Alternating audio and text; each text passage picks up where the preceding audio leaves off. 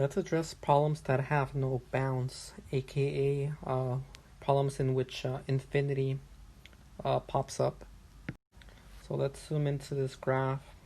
Now here on the left we can see that this segment, it's not specified if there's an open circle or a closed circle. So when we see that, we're going to be under the assumption that we have an arrow, that the segment is going or extending forever. So now we're trying to get the range, and to get the range we got to get the highest point and we got to get the lowest point.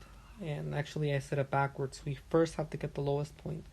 So let's scan our graph, and we can see that the lowest point is this one right here.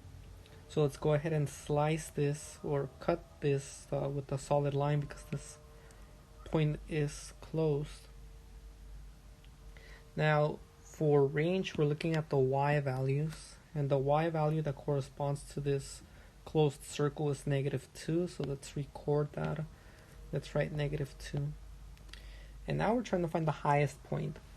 So we have to scan the graph until we reach the highest point, but we can see that that's never going to happen. The reason is because this arrow is extending forever. So if we find a point that we think might be the highest point, we can simply extend the graph and find a bigger one or a higher one. So here we cannot create a boundary. So we're going to use the concept of infinity, or positive infinity in this case, because these values, you can see that they're getting bigger. So let's go ahead and record that using inequality notation. So here x, the variable, is always in the middle. Now our lowest value was -2, and we have a closed circle, so we're going to have -2 less than or equal to, okay, because of that closed circle. Now our highest point, we don't have a highest point. Instead we have a concept of infinity, so we can go ahead and record that here. So we can say that x is less than infinity. And remember, for infinity we always use a strict inequality, meaning that we never put the equal to symbol below it. Now this is the way you would write it if you're a beginner, but if you want to write it a little bit more professionally, we can get rid of the infinity part, and we can just write this as -2 less than or equal to x, and that would be the range. So let's try another example. Example 4. Let's get the lowest point and let's get the highest point, but before we do that, we have to scan the graph really quickly, and we see that here it's not specified if this is closed or if it's open. So we're going to say that this segment extends forever. So let's get the lowest point because we're trying to get the range. I know it says domain. Let's switch that. And I apologize because on example 3 that also should have been the range. It said domain, but I fixed it. Make sure that you fix it on your notes as well. We're looking for the range for these problems.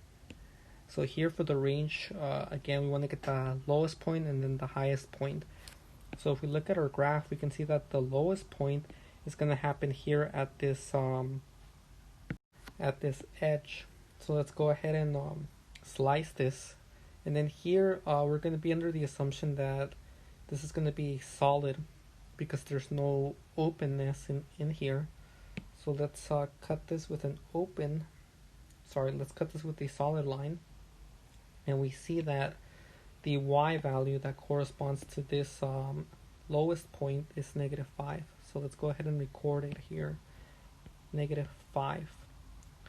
Now if we try to find our highest point, well, it's not this one because this one's higher than this one, but then we see that we're not going to succeed because this arrow is going to keep on extending. So every time we think that we have the highest point, we can keep extending it and find a higher one. So here this is going to go up to infinity. The reason it's going to infinity is because, again, we have to pay attention to the y values. These y values are getting bigger as this keeps extending to the right. So let's go ahead and record this using interval. No, actually no, we're going to use an inequality here. So x is going to go in the middle. Our lowest point was -5, and again, since there wasn't any openness on this edge, we're going to take it as closed. So we're going to write the -5 is less than or equal to x, and then x is going to be less than infinity. But again, let's write this more professionally, so we can exclude the infinity part and just write this as -5 less than or equal to x, and that would be the range of this graph.